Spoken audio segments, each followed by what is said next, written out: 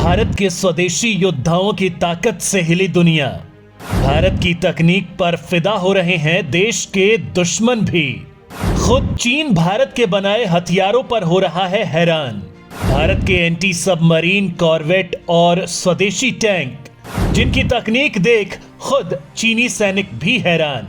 दोस्तों, रूस यूक्रेन युद्ध के बाद भारत ने भी अपनी युद्ध नीति बदल दी है। सबसे खास तो एलएसी पर अब भारत हर दिन गाड़ियों में भर भर कर खुद के बनाए हथियार भी सीमा पर भेज रहा है। दोस्तों, एलएसी पर तैनात भारत के हर जवान के हाथों में अब 70% से ज्यादा स्वदेशी हथियार पहुंच चुके हैं, जो चीन को आसानी से छका सकते हैं। हाल ही में आपने देखा होगा कि भारत ने अपनी 20 साल की मेहनत के बाद तैयार हुआ भारत का पहला स्वदेशी विमान वाहक पोत यानी आईएनएस विक्रांत को समंदर की लहरों पर उतार दिया, जिसके बाद अब उस पर सवार होने के लिए 57 नए हवाई योद्धा तैयार हो रहे हैं, जिसमें से 27 हवाई योद्धाओं के लिए भारत अमेरिका को सुपर हॉर्नेट बनाने का ऑर्डर देगा या फिर फ्रांस को राफेल मरीन देने का ऑर्डर देगा, और इन दोनों में सबसे ज्यादा चांस राफेल मरीन के हैं। वहीं दोस्तों, इनके अलावा भी हाल ही में भारत ने अपनी परमाणु अटैक सबमरीन आईएनएस वागीर को उतारा था, जो पूर्णतया भारत की तकनीक से बनी थी। इसको लेकर भी चीन काफी टेंशन में आया हुआ है और अब चीन के लिए भारत ने एक और स्वदेशी योद्धा उतार दिया है, जिनमें सबसे खास तो चीन की पनडुब्बियों को समंदर में ही जलाकर राख कर देगी और दुनिया को पता तक नहीं चलेगा। दोस्तों, सबसे खास बात, चीन भारत के इस नए योद्धा का बाल भी बांका नहीं कर पाएगा। तो चलिए आगे वीडियो में हम आपको भारत के इस नए हथियार की पूरी जानकारी देते हैं। देश की पहली anti submarine corvette INS Arnala launch. समंदर में चीन की पनडुब्बियों की समुद्र में बनाएगी कब्र। पानी के अंदर की चीन जैसे दुश्मन देश का सीना चीर डालने के लिए इंडियन नेवी को एक और जंगी योद्धा मिल गया है, जिसका नाम है anti submarine corvette INS Arnala. जी हां, भारतीय नौसेना के लिए देश के पहले anti submarine warfare shallow water craft INS Arnala launch हो चुकी है। इसका निर्माण Garden Reach Shipbuilders and Engineers ने किया है। लॉन्चिंग तमिलनाडु के कट्टीपल्लू स्थित लॉसन एंड टुब्रो शिपयार्ड में किया गया। दोस्तों, यहां आपको यह बता दें कि भारत ऐसे कई योद्धा और भी तैयार करने वाला है। जानकारी के मुताबिक नौसेना के लिए ऐसे 15 और जंगी जहाज बनाए जाएंगे। गार्डन रिच शिप बिल्डर्स ने दावा किया है कि वह इस युद्धपोत को तय समय पर नौसेना को सौंप देगा। इससे चीन के खिलाफ नौसेना की ताकत में बढ़ोतरी होगी, तटीय इलाकों की पेट्रोलिंग और दुश्मन की पनडुब्बियों की खोज और जरूरत पड़ने पर उन्हें नष्ट करने में यह मदद करेगा। इस जहाज की खासियत यह है कि पानी में आवाज नहीं करती, इसे साइलेंट शिप भी कहते हैं। नौसेना इसे 16 कॉर्वेट्स बनवा रही है, जिसमें पहला नौसेना को मिल चुका है। इससे पहले garden Reach Shipbuilders and engineers यानी जीआरएसई ने Kamorta class anti submarine warfare corvettes बनाए थे, जो अभी नौसेना में तैनात हैं। आईएनएस अर्नाला कमोर्ता क्लास से छोटे हैं, लेकिन इनकी लंबाई 77.6 मीटर और चौड़ाई 10.5 मीटर है।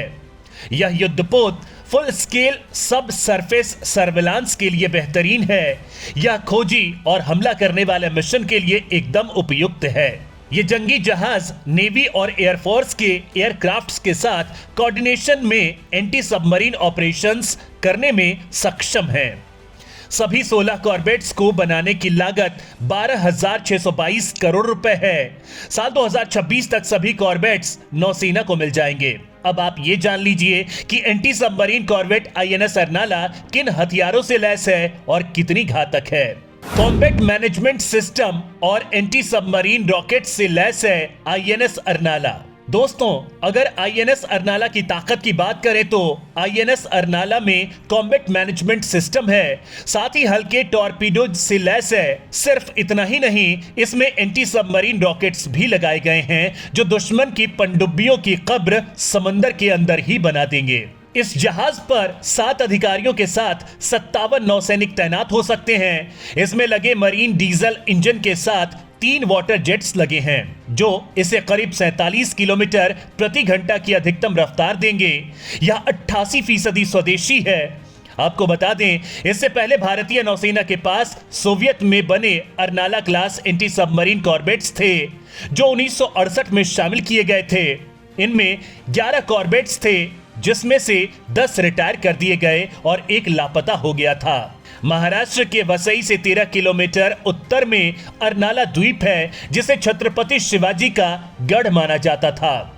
उसी के नाम पर इस कॉर्वेट का नाम रखा गया है। INS Arnala low intensity maritime operations करने के लिए बनाया गया है। इसकी रेंज 1800 नॉटिकल माइल्स यानी 3334 किलोमीटर है। भारत के पास कमोरता क्लास, कोरा क्लास, खुकरी क्लास, वीर क्लास और अभय क्लास के कुल मिलाकर 22 कॉर्वेट्स हैं।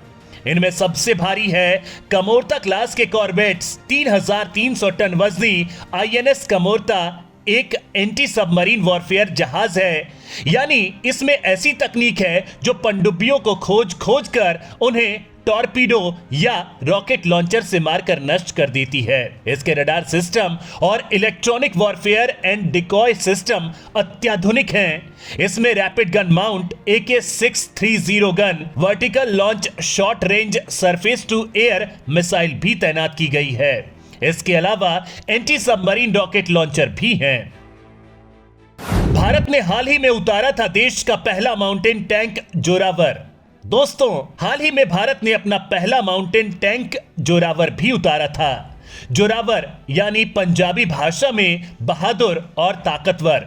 यह भारतीय सेना की अत्याधुनिक लाइट टैंक का नाम है।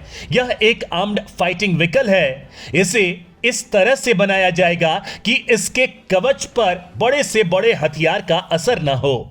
इसके अंदर बैठे लोग सुरक्षित रहें, इसकी मारक क्षमता घातक हो, साथ ही यह बेहतर स्पीड में चल सके। इसके अंदर आधुनिक संचार तकनीक लगाई जाएगी।